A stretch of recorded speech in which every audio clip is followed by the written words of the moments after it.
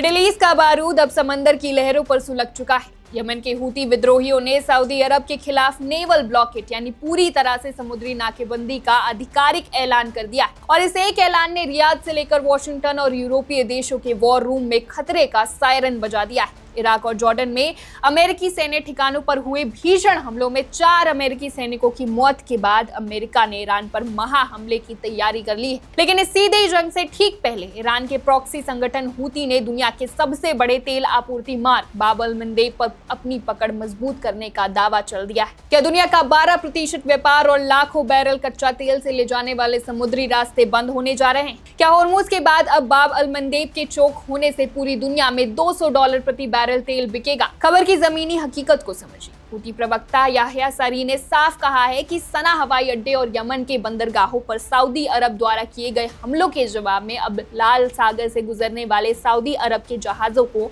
निशाना बनाया जाएगा। चेतावनी और लामबंदी के जुमे पर हुए इस महान 10 लाख लोगों के मार्च में और इससे पहले हुए बड़े कबीलाई जमावड़ों और प्रदर्शनों के बाद यमनी सशस्त्र बल निम्नलिखित बातों की पुष्टि करते हैं।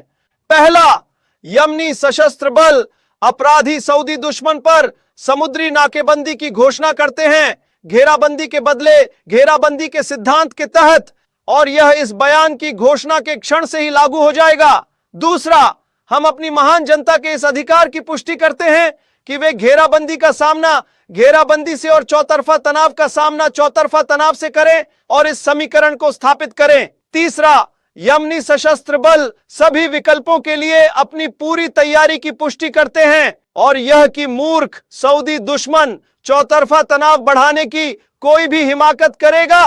लेकिन इस गीदड़ भभकी के तुरंत बाद सऊदी नीट गठबंधन के प्रवक्ता कर्नल तुर्की अल मल्की ने कड़ा रुख अपनाया है। सऊदी अरब ने आधिकारिक बयान जारी कर इसे सीधा पायरेसी और अंतर्राष्ट्रीय कानूनों का उल्लंघन करार दिया है। सऊदी अरब की नौसेना ने रेड सी और अदन की खाड़ी के प्रवेश द्वार यानी कि स्ट्रेट ऑफ बाब अल मंदेब में अपनी गश्त और हथियारों की तैनाती 100 गुना बढ़ा दी है। गठबंधन ने साफ चेतावनी दी है कि हूती विद्रोहियों के किसी भी दुस्साहस का जवाब ताकत और सैन्य बल से दिया जाएगा, वो भी बिना किसी देरी के। अब समझते हैं कि आखिर ये जंग इतनी खतरनाक क्यों बन गई।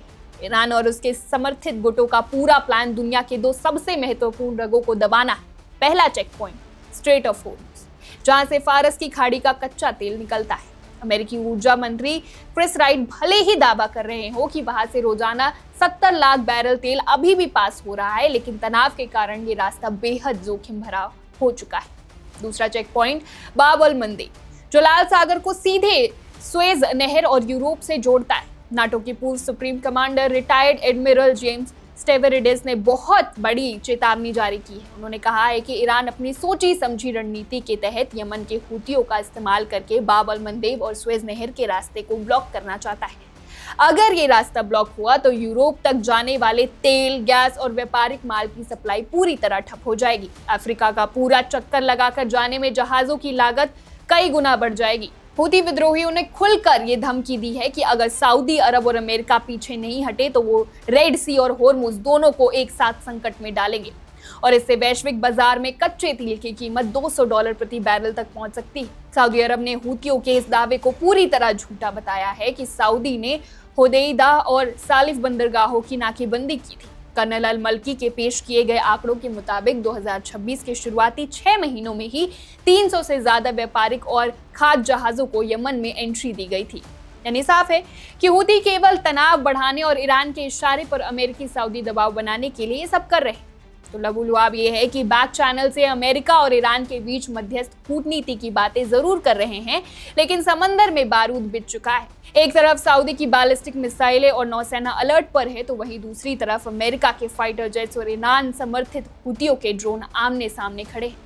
सवाल सीधा है, क्या सऊदी अरब हूतियों की इस समुद्री नाकेबंदी को हमेशा के लिए कुचल देगा या फिर बाब अल मंदेब का ये चेक पॉइंट पूरी दुनिया की अर्थव्यवस्था की गर्दन मरोड़ देगा?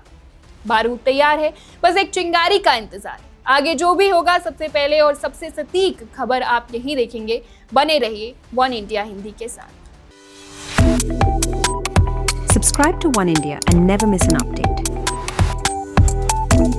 Download the One India app now.